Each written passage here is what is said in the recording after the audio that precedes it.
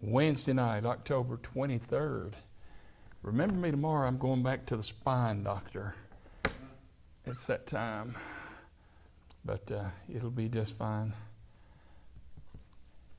But tonight we'll be in 2 Kings chapter 18. I'll ask you a question while we're getting there. Ron, what does it mean to get your house in order? And have everything in its place, and a place for everything in its place. Would you think more of your natural house or your spiritual house? I say man be getting both of them. If the man of God, like Isaiah, came to you and said he had heard directly from God, and it was time to get your house in order, would it not get your attention? See, you got to realize something. When Hezekiah came to be king over Judah, Israel has been taken captive. I mean, they say there's a 3-year window there, siege and this and that. But no, that would have been a dangerous time to be king, especially when you saw everything that was going on. Remember we said last week, 19 kings, 200 years of a divided kingdom, and they were gone. Some of them went into captivity, some snuck down south. After this, even Judah itself will be known as Israel, because there was no Israel in the north of the nation. But it's an exciting time as you see things happening. It's a time that, talk about change. I mean, it is something else, what's going on in Israel today, tonight, and even here in America with what we're seeing that's going on. We've got a major national decision to make in a couple of weeks. I think people have to get their hearts right on a lot of different things. I don't know the one I've ever seen our country as divided. Judy, what if the Lord told America tonight, get your house in order? How much, is there enough time to do that? If he asked America to get its house in order tonight. According to how fast they moved. I mean, he means to get your personal house in order. Right. But doesn't it mean also that the state of our family, the state of our church family, the state of community, that's what I look at. And then I look at nation, but it all comes home to roost. Right, wrong, good or bad, evil or whatever. What do you think, Tony? About what? Getting your house in order. I don't mean painting the outside of it either.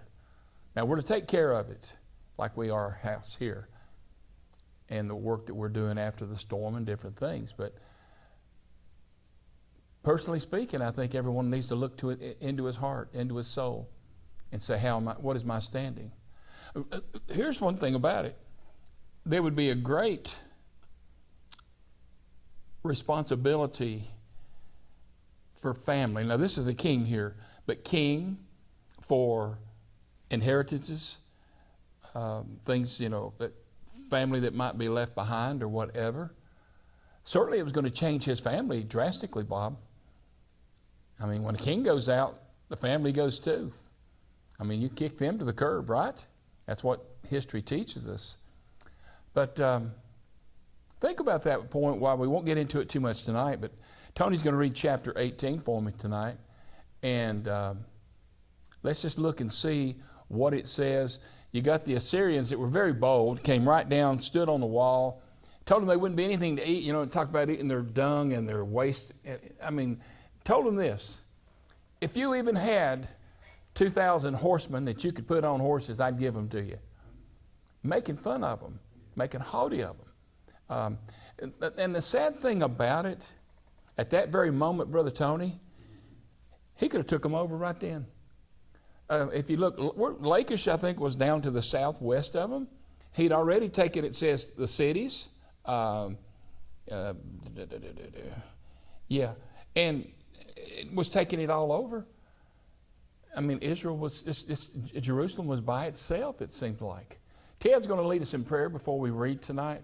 Remember one another. Remember me tomorrow for sure. Have those spinal injections, and they don't never feel good. Sometimes they don't feel as bad as others, but the last 2 weeks have been kind of hard on me. But anyway, Brother Ted.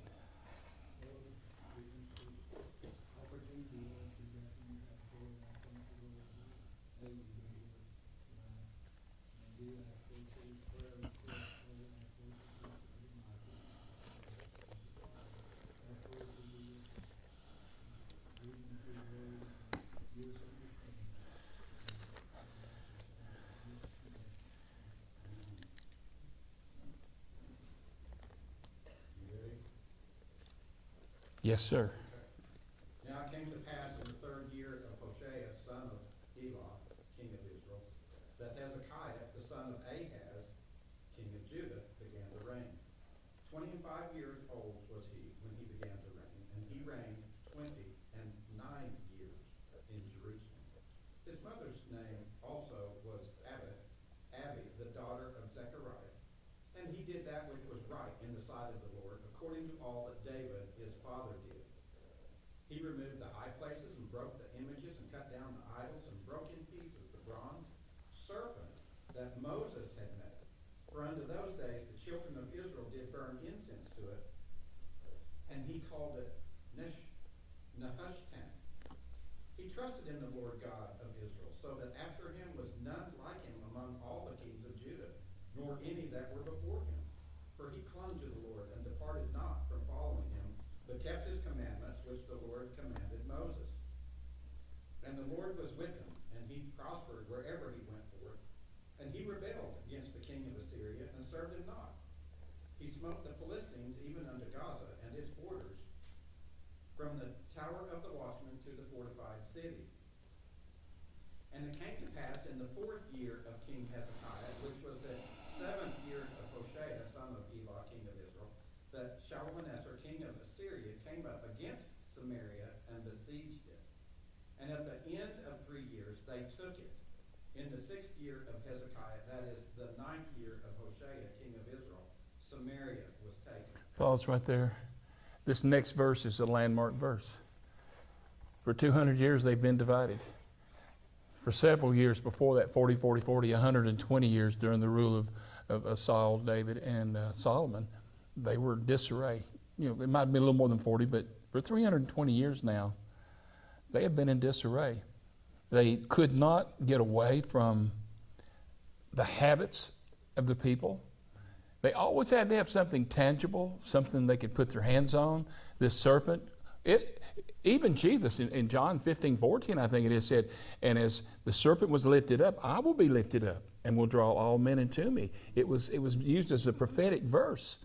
But they always had to, like we said last week, we've read 10 verses, and there's been nothing negative about what he did other than that the king of Syria was coming against him eventually. The thing about it is this, last week every word was away from God. At least Hezekiah was doing the right things. Hezekiah even did some of the things that others didn't. He tore down those high places. But it breaks one's heart to realize that, and we talked about this last week, the truth of the pudding came home. Did anybody ever give you something to eat and say, taste this and see what it tastes like? I do not like that. I feel like I'm being set up. There's something in it. They're going to trick me. June, you grinned right big right then. Have you done that before? Yeah, you have. There's a Geico commercial over the raccoons, and the one raccoon, they're raiding the trash, and he's saying, taste this. He said, no, I don't want to taste that, because no, it tastes like burnt hair and chutney or something. It's funny as all get out. It's just as funny as commercial, but it's based on that. How somebody says, here, smell this, and you go, no, I don't want to. Miss Pam makes a potato salad. She'll come in there, I'm watching a ball game or something, and she's got it on the end of that spoon, and she says, check and see if this needs anything. I don't believe in all these years I've ever told her it needed anything. But what I will do from time to time, can I have one more bite and just check it out? So anyway, in saying that, verse number 11 is finally the sentencing. After 3 years of Hezekiah being king, they get taken away. So this is the verse where at this point, Israel as it's been known is never known again. What else happened in the Bible? Tony, I mean, you talked about this before, where a part of Israel went away and was never brought back in. Esau's clan, the Edomites. Even when they came up out of Israel, the Edomites would not let them come through. They wouldn't let their cousins. Right, Bobby? They had to go around them. They forced them. But here now, Israel as it's known, and it was also known as Ephraim, but as Israel in the north was known, it's not, because now the name kind of overlaps and comes into Judah. And then when they come back together. But Esau was left out. This is very simple. All right, as he reads on now from number 11, think about this. It's finally over. The divided kingdom is no more because it's not. It's not there. All right, go ahead, Tony. And the king of Assyria did carry away Israel unto Assyria, and put them in Halah and in Tabor by the river of Gozan, and in the cities of the Medes, because they obeyed not the voice of the Lord their God, and transgressed his covenant, and all that Moses, the servant of the Lord, commanded, and would not hear them nor do them. Now in the 14th year of King Hezekiah did Sennacherib, king of Assyria, come up against all the fortified cities of Judah. 5 years later, just so we catch that, 5 years have passed, 5 years later. And Hezekiah, king of Judah, sent to the king of Assyria to Lachish, saying, I have offended. Withdraw from me that which thou puttest on me will I bear. And the king of Assyria appointed unto Hezekiah, king of Judah, 300 talents of silver and 30 talents of gold. And Hezekiah gave him all the silver that was found in the house of the Lord, treasuries of the king's house.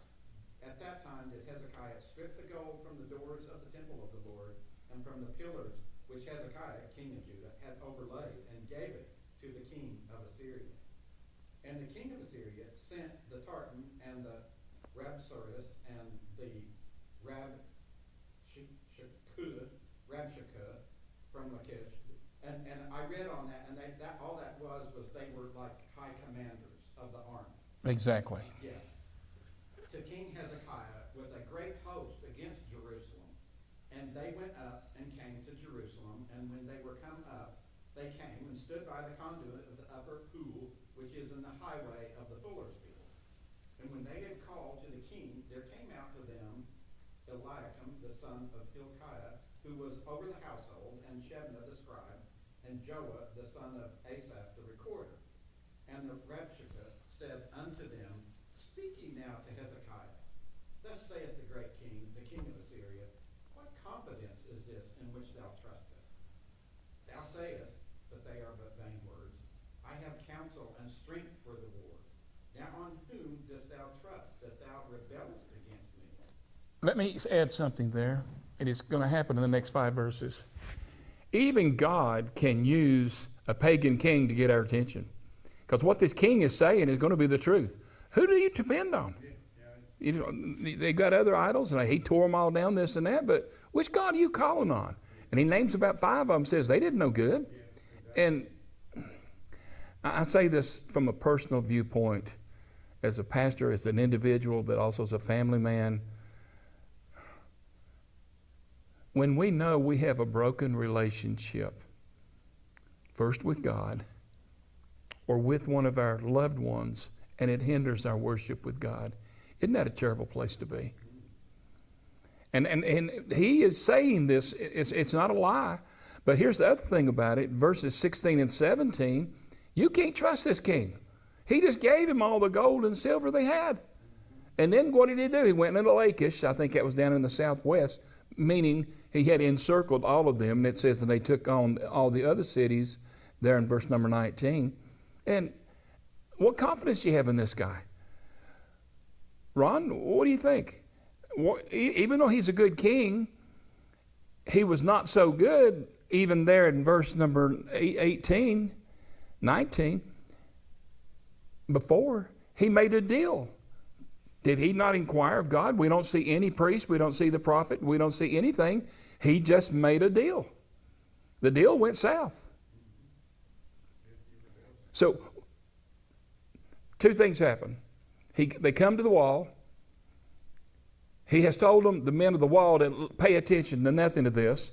And he doesn't speak in their tongue. He speaks in the tongue that was accepted of the Jews that day. It wasn't in, some of it was Hebrew, but some of it was starts with an A.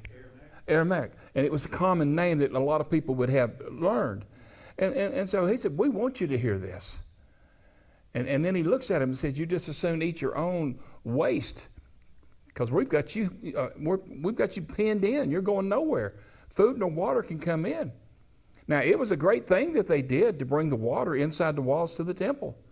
But they're standing right there where it says that the fuller's field at the upper pool. He could have destroyed them right there.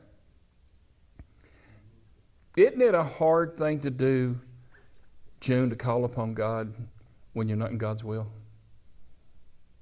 Now, you may not know nothing about that, sweet little lady that you are. He's wanting something. Is that what you said?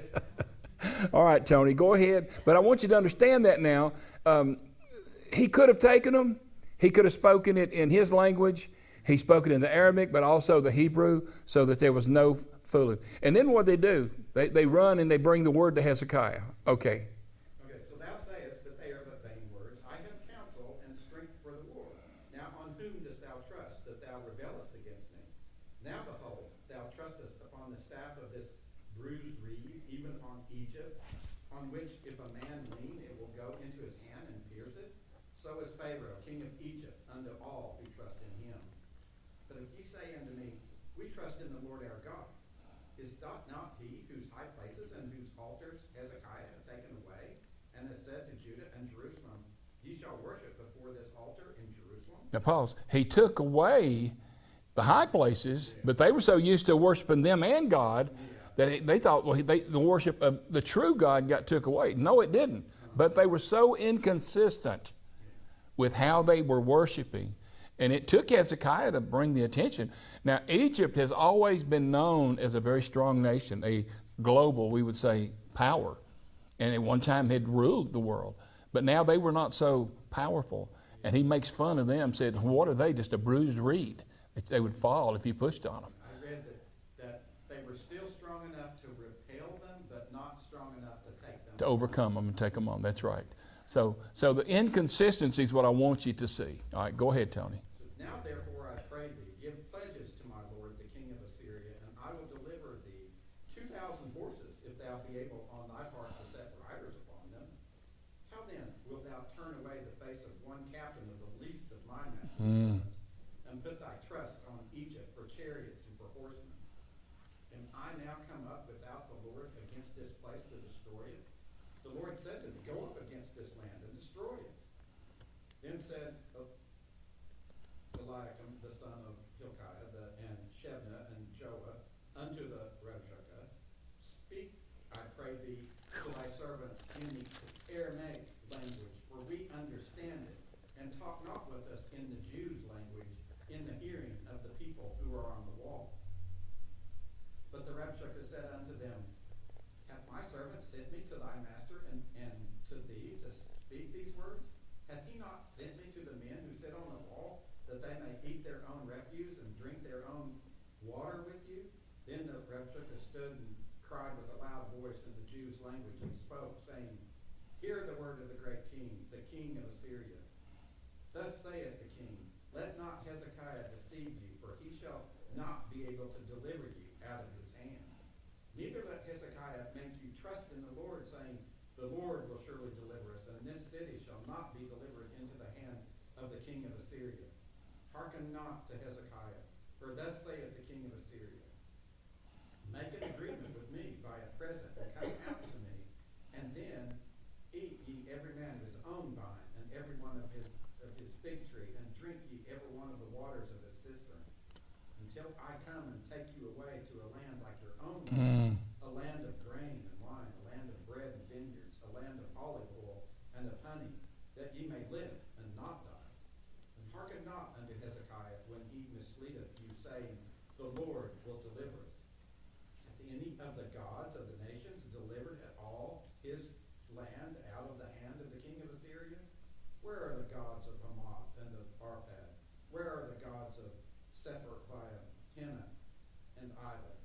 have they delivered Samaria out of mine hand? Who are they among all the gods of the countries who have delivered their country out of mine hand, that the Lord should deliver Jerusalem out of mine hand? But the people held their peace and answered him not a word, for the king's commandment was saying, answer him not. Then came Eliakim the son of Hilkiah, who was over the household, and Shebna the scribe, and Joah the son of Asaph, the recorder, to Hezekiah with their clothes torn, and told him the words of the Rabshakeh. Certainly, if Judah had not been watching what was going on in Israel, the Assyrians had. And he named all 5 of those gods. And, you know, the one of the snake, they had gave it a name and included with others. But they said they had these lifted up. And what good did that do? See, they knew. The Assyrians knew they were a divided nation, but they were even divided not only as a nation amongst the people, but divided in their own worship toward the true God. Now, could they not remember what the judges told us and what Joshua told us? And all the way back to Deuteronomy 6? Teach things to your children so that they might remember. Joshua 24, they even went to the big oak tree. They placed a stone there. And they said this will be a memorial to bring this to the remembrance of what God did for them in times of battle. But right now, they had become so diffused, they were not even close to God. And then they'd been so deluded, they had no worship with God, that they were, well, like they said about him, just crying it out. The Lord will deliver us. How can he persuade you of that? It's so sad that it was what he was saying was true, Judy. What he was saying was absolutely true. I ought to go back to what I said a moment ago, back verse 18. We see nothing at all that the priest came, and we see no conference whatsoever with Isaiah. Why, Tony? I'm not for sure. I'm not. It- I mean, you would have thought so. I mean, because Hezekiah started out really good. I'm not for sure where that leads into this story. Because I was reading over in 2 Chronicles. They do finally go to Isaiah, and That's right. They finally do go when they see that all things are lost. But why do we wait till things are lost before we really get serious? I don't understand it, and it's something that passes on right now. He removed the high places, but he still allowed them to worship and broke the bronze serpent. I mean, he did some things, you know, that they had done for 800 years. yeah, because he went in and All the way back to Numbers 21, I think it was. Numbers 21, where the bronze serpent was. For 800 years, amongst this king and that Ron, they still lifted up, and it became an idol to them. Like the calf. Last week they made 2 golden calves. Like Aaron, we cast this gold in, and out came the golden calf.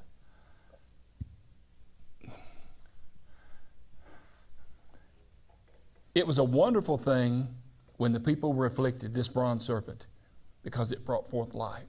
And even Jesus in chapter 3 made mention of it, 14 and 15, that he would be lifted up. God's people have got to be on guard against idolatry even today. You say, what are you talking about? Don't we make leaders God sometimes? Let me ask you this. You ask a kid who their hero is, it's probably not their pastor or their father or somebody in their family. It's some music guy or some sports guy that you couldn't even sit and talk 15 minutes with in a clear dialogue because of the way they talk. Some people make education an idol. Don't smart people sometimes look down upon the less smarts? Sure they do. And the more it gets into society, the bigger the margin of it is. We have, in a sense, they talk about the Kennedys. We like to make people eloquent. They said they had their own, they weren't king and queen, but they looked at them as that. You see what I'm saying? When Britain had, you know, the king, the queen there and all this and that, and they looked at Jackie and Bobby, or John Kennedy as special. Royalty, that's right. Many customs and habits are a ministry to an idol.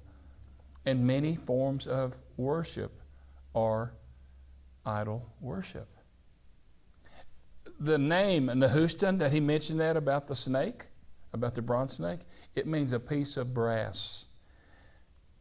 And it's a way to make less of this object to say, so Hezekiah had turned it from an object of false worship into scrap metal by taking it down. False worship and turned it into scrap metal.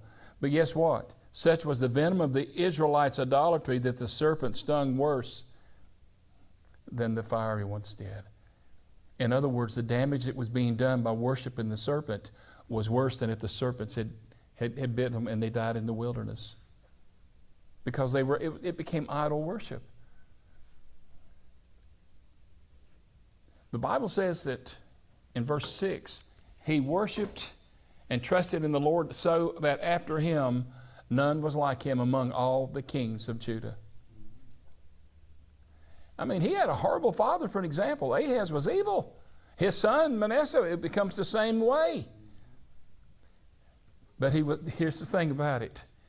In his ministry, he was under the influence of Isaiah, and Isaiah worked some wonderful things. The Bible said in verse 7 that the Lord was with him and he prospered everywhere that he went. He rebelled against the king of Assyria, subdued the Philistines all the way to Gaza. Boy, that's news tonight. From watchtower to fortified city. He rebelled and would not serve him, but then, even after he has victories, he went backwards. So Israel falls during the 9th year, the 4th year of his reign, and he besieged them. You see, Sennacherib goes back and his sons kill him. But Nebuchadnezzar's in the background. It just puts it off. It comes back again. Samaria was taken, and the thing about that was their capital, for Israel. It became the capital there that they didn't have in Jerusalem. The Bible says clearly that the people of the northern kingdom were no less Israelites and descendants of Abraham than the people of the southern kingdom. Now, I mentioned a minute ago about Esau and the Edomites. When they separated, that's what happened. And we know what came out of that. It also shows this: if they could claim heritage back to Abraham, they also get the judgment of God as a reward. And it was not without warning. I told you last week, 19 kingdoms, over 200 years. And then, I don't understand 13 through 16. Bobby, why do you think Hezekiah tried to buy his way out this time? Were they just tired of fighting? Were they just afraid? I mean, like I said, it would be hard to become king and all of a sudden see your neighbors, your friends, your family go into captivity, and guess what? They've encircled you now. I'm not saying I would have done any different, but if the Lord was with him and he prospered everywhere he went. I guess he's human. He just weak guy. That's exactly right. He's human. And in his flesh, something unnerved him. Pam, do you have a note there in your Bible? Anything about that, about verse number 13 through 16? But the thing about it, he gave him all of the silver, it says, and all of the gold. Talents of silver and gold. All that was found in the house of the Lord, the treasures of the king's house. Stripped it from the doors. I do have the ounces and stuff. The tribute amounted to 360,000 ounces. There you go. That's 11 tons. That's 11 tons. And 36,000 ounces of gold, which is 1 ton.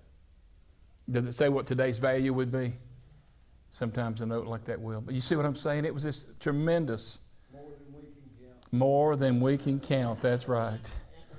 I took the money that the family brought up to us. We met last week to the bank. And you saw that deposit slip over there, didn't you? I hope. No, it's over there. But anyway, I went through and counted it, and put it in order. And I said, I better count this again. So I went back and counted it again to make sure it was in order. I better count one more time.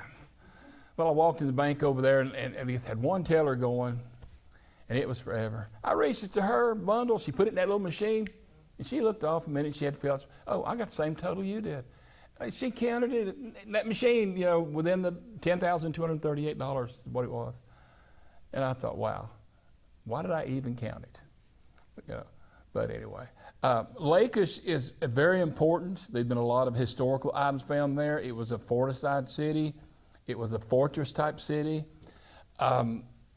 There's history found there about Sennacherib with the Assyrians that confirms the Bible. See, that's the thing about some of these conquests. They leave their mark. They just found some coinage in Israel from back in the 3rd century. And it showed some of the names of the people and things like that, and they try to tie it back to them. So it's really very important. You know, several years later when Nebuchadnezzar finally comes, and they talk about the great siege, but the history is what I want to make point of.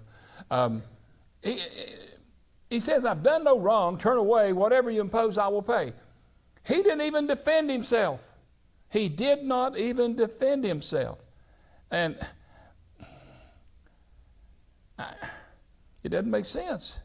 You know, and what's odd is 2 Chronicles, if you go over there, 2 Chronicles doesn't really say much about the first, but then they get in chapter 32, you know, in Sennacherib it says, after these things and the establishment of them, Sennacherib, king of Assyria, came and entered into Judah and encamped against the fortified cities. And when Hezekiah saw that Sennacherib was come and that he was purposed to fight against Jerusalem, he took counsel with his princes and his mighty men.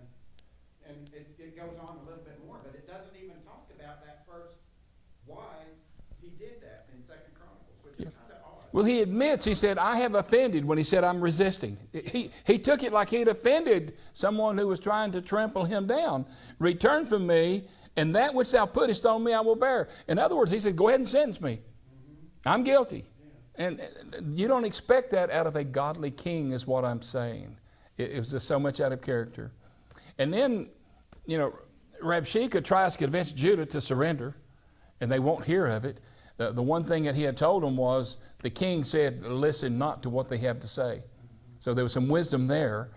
Even though they spoke it in their language, and even though he mocked them, even though he tried to turn it on them and looked them over, like sizing them up.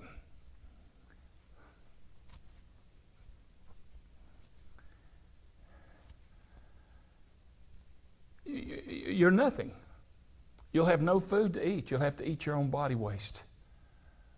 And if we gave you 2,000 horses, you couldn't even put soldiers on them tonight to come against the very least of one of my captains. Not the army.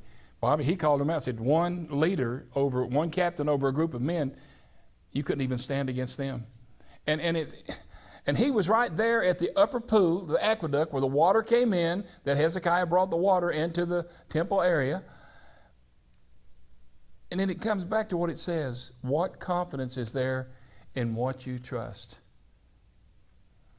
It goes like this. He's really putting the Lord down. Oh, yes. Yeah, he's That's where a lot of times man screws up and you start, you can't put him down. I mean, Right. he's above all. It was, he doesn't say it and attack us the same way. Your God's not going to hear that prayer. You know, he doesn't have to attack us. He doesn't want to battle with us. He just wants to win us over. He wants to, what does it say? Deceive. Kill, steal, deceive, and destroy. That's what he wants to do. And he attacks us in that way, and you're just an old rotten sinner. That's what he wants to tell all of us. Well, Jesus died for old sinners, so I'm an old rotten sinner. And he set me free. And then he says, in whom do you trust that you can rebel against me? This really, when I read through this, verse 20, Ron, it struck me, you know, they couldn't even put up a fortified, united testimony that they were the children of Abraham, Isaac, and Jacob, the God of their God. I mean, when David come to battle, what did he do? I come in the name of the God of Abraham, Isaac, and Jacob. I mean, he made it clear who he was with. They couldn't even make that statement at this point. They had worshiped idols for 200 years plus, under 19 kingdoms. Think about that. What is that? That's an average of 10, almost 10 years each. 10 20s would be 200. And then the demoralizing argument, verses 21 through 25. And your best friend Egypt, who were they? You going to go get horses and chariots from Egypt? Why, they're nothing. Right? There had been a couple of battles that took place at this time. Like Tony said, Egypt could not be overrun, but they couldn't put back a good enough fight to put down the Assyrians. Now, about the Assyrians, they were ruthless. They were the worst of the worst. They were professional killers, torturers. They knew it all. Yeah, I read that one that on Roman, they said one Roman soldier could take 20 men out, average men. Wow. Think about that. One Roman soldier could take out 20. Now, and there certainly was a difference. These men saw the worst of the worst as they went to serve. You know, it wasn't always by choice, Bobby. They were forced to go. But they became hardened soldiers. They surely did. And this right here shows us, too, why Jonah didn't want to go to Assyria. Say that again. Oh, But, you know, he went the other way. And that's why, because they were so ruthless and they had treated him so bad, he did not want to go tell them about the Lord. he did not. No, you're exactly right. And see, like I said, and last week we said this, some of them were destroyed because they refused, to give in Israel. Some of them went along with it, and some of them snuck south. But with them also came the stories of the truth that was happening. Oh, we've never seen anything like this. They've carried so many away. They've destroyed so many, and they left the carcasses in the streets so they would see it. They said that was one thing about the Assyrians. With Arab and Jew both, what is it? They want you to be buried by sundown. But they left the carcass, they left the bodies in the streets. So yeah, Judy, I'm saying it had to play on their minds. And the king knew this, and he had already sent word through these three men, don't listen to a word he says. You listen to the king. But they could hear it in their own tongue, so they knew what was coming. You can tell me it's raining outside. It's not rained since the flood. We're having one of the driest months on history. Did you see that today? One of the driest months we've had in history after a 15, 20, 30-inch deluge. You're trusting in the staff of a broken reed. That's all they could say about Egypt. Their army had been beaten at a place called El Tika. Rabshakeh had himself seen this, and so he knew what he was saying. Isaiah used the same terminology to symbolize Egypt in Isaiah 42:3. See, it's one thing when somebody brings about a falsehood, but like Judy just spoke, these people came from Israel and shared testimony of people who knew they were telling the truth. But now, in that same truth, Rabshakeh is telling the truth at the same time. And you can't put it down because they're guilty of it, June. They're guilty of idol worship. They're guilty of giving in. They're guilty of selling out. And no, they did not want to go into captivity. That's one of the things in the next chapter that we'll ask next week or Sunday night or whenever we get to it. When Isaiah speaks to Hezekiah, it's the one thing that troubles me the most. Hezekiah says, well, at least it didn't happen in my lifetime. Right, Tony? And he says, at least it won't happen in my lifetime. And I just cringed. I said, oh my gosh, you've got no more heart for the people than this. But if you've read ahead, you know that story, so I'm just going to go ahead and spoil that for you. But that's a sad thing, isn't it, June? At least it's not going to happen on my watch. The best king, and so but that attitude was just so, I don't know, it was just so hard. He says, Rabshakeh, we can't trust in the reed. We can't trust in Egypt, and that's true. But when he says we can't trust in our God, that's what he did not know. And it gets him in the next chapter. We won't get there tonight. And then he even tries to reestablish the falsehood of what they're worshiping. Is this not whose high places and altars that Hezekiah hath taken away?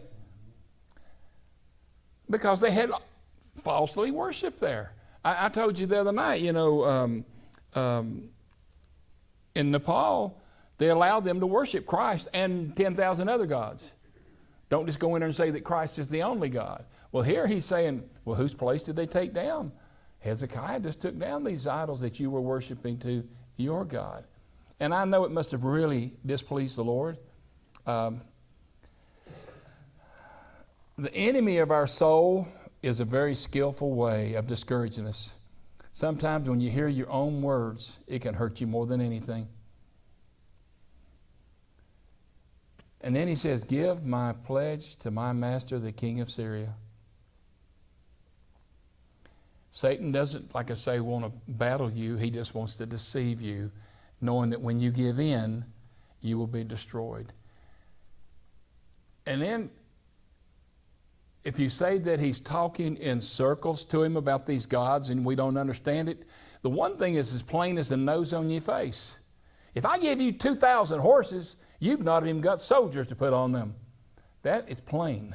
That's putting it in plain English, ain't it, Bobby?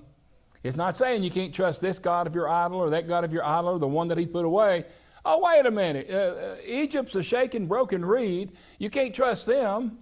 But then he says, I'll give you 2,000 horses, and you don't even have enough soldiers to put on them. And even then, only one captain would destroy you. He had a final word to say. He said, have I not come up without the Lord to destroy this land?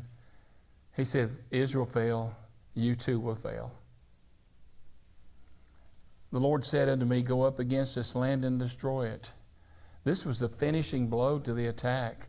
The Lord said to me, and right there it is, verse 25. I mean, how do you get around that?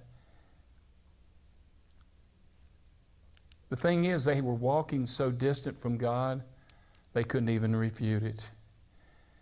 Then Eliakim, son of Hilkiah, in Shebna 26, and Jonah and Rabshakeh, speak, I pray, to thy servant the Syrian language, for we understand it. Talk not with the Jews' language in the ears of the people that are on the wall. But Rabshakeh, he wouldn't have anything to do with it. He said, hath my master sent me to thy master and to thee to speak these words? Hath he not sent me to the men which are on the wall? And then he stood and cried with a loud voice in the voice of the Jews, hear the word of the great king, the king of Assyria. Thus said the king, let not Hezekiah deceive you, for he shall not be able to deliver you out of his hand. If the people of Judah had the heart that Hezekiah had, they might have had a chance. But they were divided amongst the idols that they were worshiping. That's what he's trying to say there.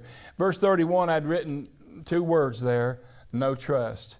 Hearken not to Hezekiah, for thus saith the king of Assyria, make an agreement with me, by a present come out to me, and then each every man of his own vine, everyone's own fig tree, drink ye some of the waters of his own cistern. Well, guess what?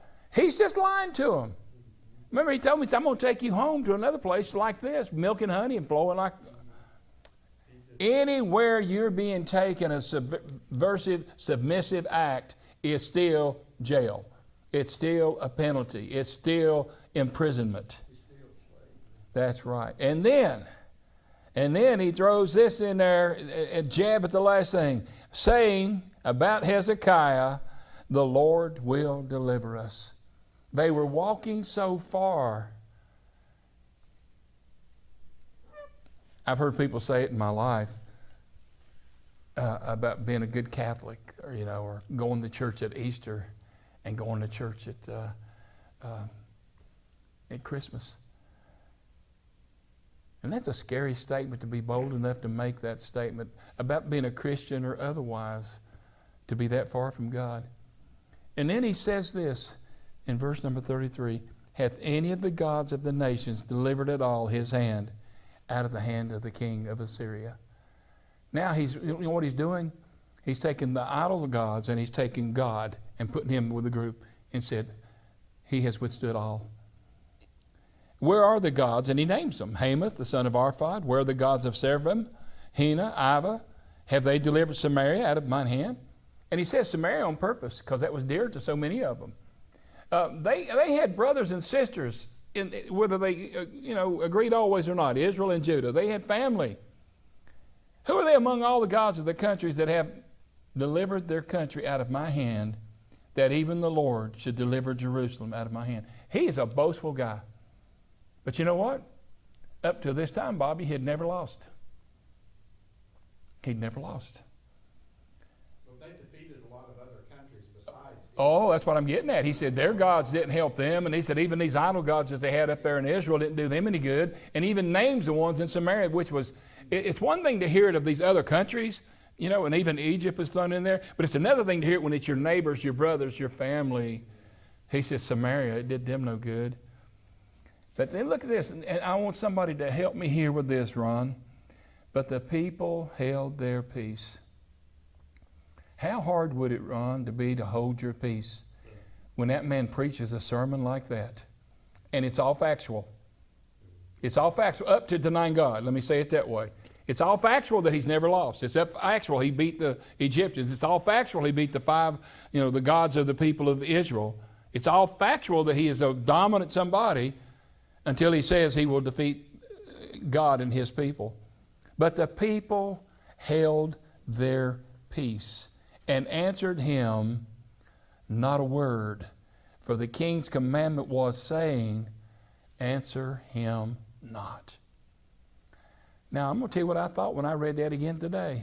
It was almost like Hezekiah was watching from the castle, from the temple, the king's palace. He knew they would be confronted, but he told them, speak not a word.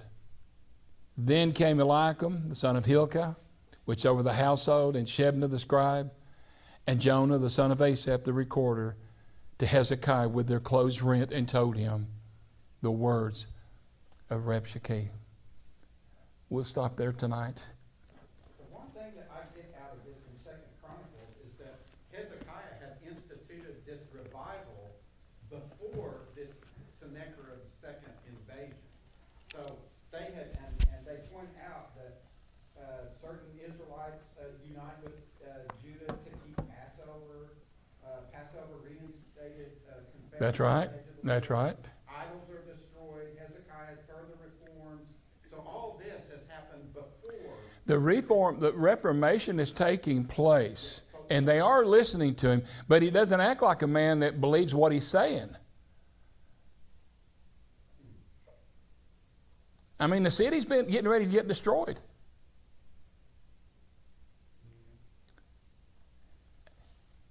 All right. Here's the thing about it. That's right. He didn't have an army to call on, but he did have a God to call on. And he did not break that relationship. So then what happens? Isaiah comes in the picture in the next one. And they know what to do. Yeah, Isaiah, he told him he was going to die. Then that Isaiah, he prayed, and he ought to have been praying earlier. Well, see, that's what I'm getting at. That's exactly what I'm getting at. Do you think he was a good king at this point? I'd say he's probably one of the best. That's right. Comparable to David. He had the odds against him. David had them prophets. They were the ones that really. It's It's like there's a prophet, then there's kings, and then God was in the middle. He'd go to the prophet, God would, and they'd go to him. And it's easy for me to sit here and say this is what I would have done when you don't have a clue until you've walked in another man's shoes what you would have done. Because Tony's exactly right. If you read the parallel scripture in chapter 26, 8, something like that. 29. He had instituted Reformation and things were taken. But they had worshipped. I don't know. Let me ask you this way. How long does it take the reformed people to get over 200 years of bad habits? I'd say it'd take a little while. Does that make sense? Then he had a hard time with these people because it's been 200 years. Because it's been 200 years. So, Judah, though, wasn't quite as bad. no. But they were nothing to write home about. Well, no, but they had some, remember the good kings. You Oh. had Asa and Jotham and Well, you see that name Hilkiah there. Don't he come up and play a part with Josiah here later on? If it's not him, it's one like that. But yeah, he had some wise counsel, no doubt. yeah. But Bobby said it a minute ago. Why did he wait so long to call on God? If the Reformation was taking place and he was tearing all these things down, God says, I am God, prove it. But a lot of the good kings didn't, they let them use groves and That's right. Exactly. That was And he was the first one to tear down those high places. sometimes I read that and I think, I wonder why they would call them a good king, because They didn't see it through completely. right. Yeah. Now, y'all, here's something else we got to realize. God knows the beginning, the end, and everything in the middle. And if they were going into captivity, they were going into captivity. Just read what Jeremiah wrote. And then Jeremiah told them in chapter 29, they would be there for 70 years. To go there and do what? Build houses, marry, have families, have gardens. The sad thing about it, if you read that, when it happens after, when they had opportunity to come home, some of them chose to stay. well, yeah, Joseph, That's right. bunch of them. And see, I'm glad he brought Joseph up in chapter 54, whatever it is in Genesis, 54, 20 or 30. You meant this to be evil, but God meant it to bring many out to salvation. So God was going to be the deliverer through all of that course. Like I said, God knows beginning, end, and the middle at the same time. Moses couldn't have a sorrier group to try to lead. Amen. Amen. We say that. Oh, that's a good study. We'll get into it more in depth on Sunday night. That's amazing though, really. If they had a light by night And a cloud by the day, and the presence of God. They had water, they had manna, they had quail. He was raining down manna on them from the east. And they still griped about it.